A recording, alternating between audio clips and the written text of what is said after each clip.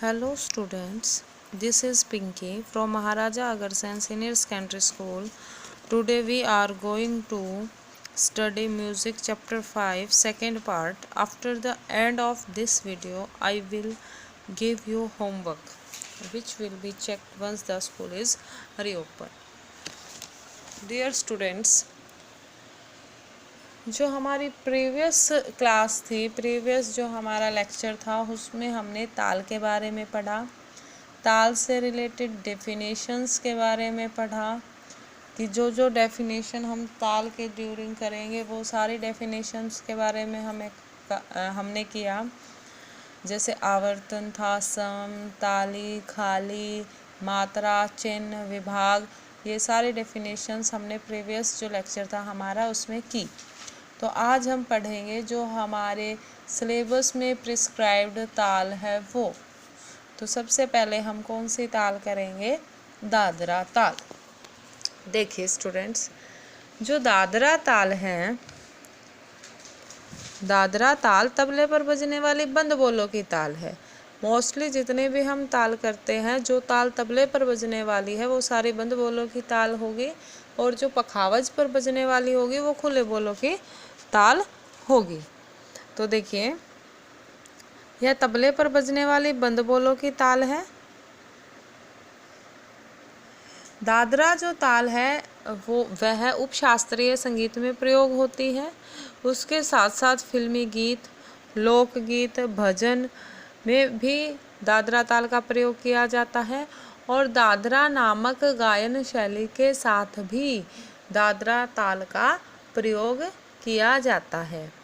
अब नेक्स्ट हम क्या करेंगे, ये तो था कि इसका प्रयोग कहाँ होता है। अब दादरा ताल का परिचय क्या है? तो परिचय क्या है? इसमें मात्रा कितनी है? 6, विभाग कितने हैं? 2, और एक विभाग में कितनी मात्रा है? 3। 2 विभाग है, एक विभाग में 3 मात्रा है, और ताली पहली मात्रा पर, खाली चौथी मात्रा पर। तो देखिए स्टूडेंट्स, ये मेन पॉइंट्स हमने कर लिए। तो उसके बाद हम इसका जो पूर्ण परिचय है वो किस तरह से लिखेंगे? दादरा ताल तबले पर बजने वाली बंद बोलों की ताल है। दादरा ताल में कुल 6 मात्रा होती है, और 6 मात्रा की ताल होती है। यह 2 विभाग होते हैं, प्रत्येक विभाग में 3 मात्रा होती है। पहली जो मात्रा होती है उस पर सम, जो पहली ताली आती है, मतलब पहली मात्रा पर जब भी ताली आए तो सम का चिन्ह हम लगाते हैं। सम मोस्टली स्टार्ट होता है जहाँ ताली भी हो और जो हमारी ताल है उसकी स्टार्टिंग भी हो, तो वो क्या कहलाता है? हमारा सम। और खाली इसकी चौथी मात्रा पर। हम इसे लिखेंगे कैसे?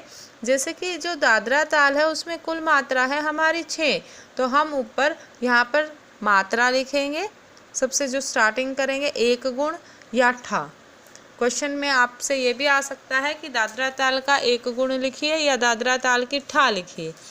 तो आप सबसे पहले मात्रा 1 गुण ठा ऊपर लिखेंगे, फिर नेक्स्ट लाइन में लिखेंगे मात्रा, और आप मात्रा बनाएंगे 1 2 3 4 5 6 आपने नंबरिंग लिख ली। उसके बाद विभाग हमारी 3 मात्रा का एक विभाग है, तो 3 के बाद हम इनको 3 मात्रा के 2 विभाग में डिवाइड कर लेंगे। उसके बाद हम वो लिखेंगे धा धीना धा तीना।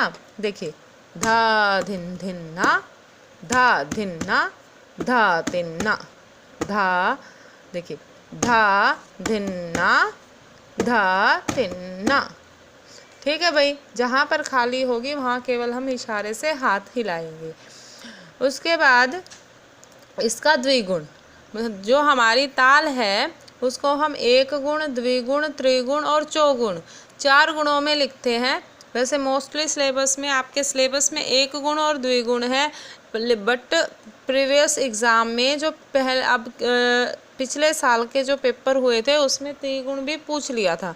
तो द्विगुण लिखने के लिए क्या करेंगे? हम पहली और दूसरी मात्रा के जो बोल हैं उनको इकट्ठा लिखकर और कमान का चिन्ह लगा देंगे, फिर नेक्स्ट टू, फिर नेक्स्ट टू, फिर उसके बाद स्टार्टिंग से दोबारा। तो किस तरह से? जैसे फर्स्ट और सेकंड मात्रा का था धा धिन ना, फिर थर्ड और फोर्थ का ना धा, फिफ्थ और सिक्स्थ का तिन्ना, ध धी ना ध तिन्ना।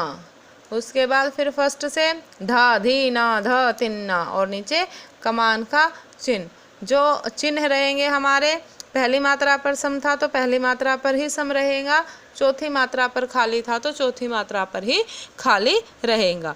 और अगर इसी तरह से द्विगुण हमने किया, 3 गुण होते तो हम 3 बोल इकट्ठे लिखते, जैसे पहला, दूसरा और तीसरी मात्रा के तीनों बोलों को एक मात्रा में लिखते थे। लिखेंगे धाधिना, फिर धातिना, धाधिना, धातिना, धाधिना, तो इस तरह से।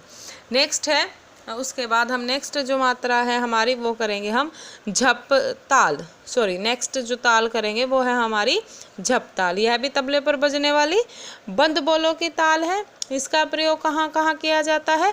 ठुमरी, गजल, भजन, लोकगीत आदि गायन शैलियों में किया जाता है। उसके साथ साथ इसका भी उपशास्त्रीय संगीत, सभी तालों का प्रयोग शास्त्रीय संगीत में किया जाता है, तो उपशास्त्रीय संगीत में किया जाता है। अब इसका पूर्ण परिचय क्या था? जो झप ताल है उसमें 10 मात्रा होती है, 4 विभाग होते हैं। 4 विभाग में पहले विभाग में 2 मात्रा, दूसरे में 3, फिर 2, फिर 3। और इसमें ताली कहाँ कहाँ होती है? पहले, तीसरी और 8वीं पे, और खाली कहाँ होती है? 6ठी मात्रा पे। अब इसके एक गुण और ठा क्या कैसे लिखेंगे? उसी तरह से मात्रा, यहाँ पर मात्रा लिखेंगे, मात्रा 1, 2, 3 और 10 तक काउंटिंग लिखेंगे। उसके बाद फिर क्या लिखेंगे? बोल। इसके बोल क्या? धीना धिधीना, धीना धिधीना, तीना धिधीना। जहाँ पर भी हम खाली करेंगे तो उस वहाँ पर हम हमारे हथेली की साइड हाथ को उल्टा कर देंगे, धीना धिधीना, तीना धिधीना। ठीक है भाई। तो अब पहली मात्रा पे सम, तीसरी मात्रा पे दूसरी मात्रा आ जाएंगी, 6ठी पे खाली, 8वीं पे फिर तीसरी ताली। ठीक है भाई। इसके बाद इसका द्विगुण भी हम ऐसे ही लिखेंगे, पहले और दूसरे बोल को इकट्ठा। द्विगुण में धीना धिधीना, नाती नाधी धीना, धीना धिधी नाती, नाधी धीना। ठीक है भाई। तो इस तरह से हम क्या लिखेंगे? झपताल का द्विगुण। ठीक है स्टूडेंट्स, आपको क्लियर हो गया? तो इसी तरह से अगर इसमें त्रिगुण पूछा जाए तो जैसे द्विगुण में हमने 2 मात्रा के बोल को इकट्ठा किया है, वहाँ पर हम 3 बोलों को इकट्ठा लिखेंगे। 4 गुण आ जाए तो 4 बोलों को हम इकट्ठा लिखेंगे। तो किसी भी मात्रा को या आने से पहले, लिखने से पहले हमें उसकी ठा, एक गुण याद होना चाहिए।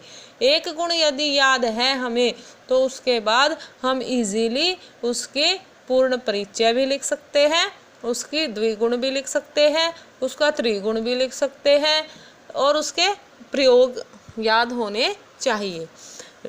तो आज का आपका होमवर्क रहेगा दादरा ताल और कहरवा ताल का पूर्ण परिचय एक गुण और द्विगुण सहित लिखिए। राइट एंड लर्न दादरा ताल एंड झप ताल with its description and introduction। ठीक है भाई, थैंक यू।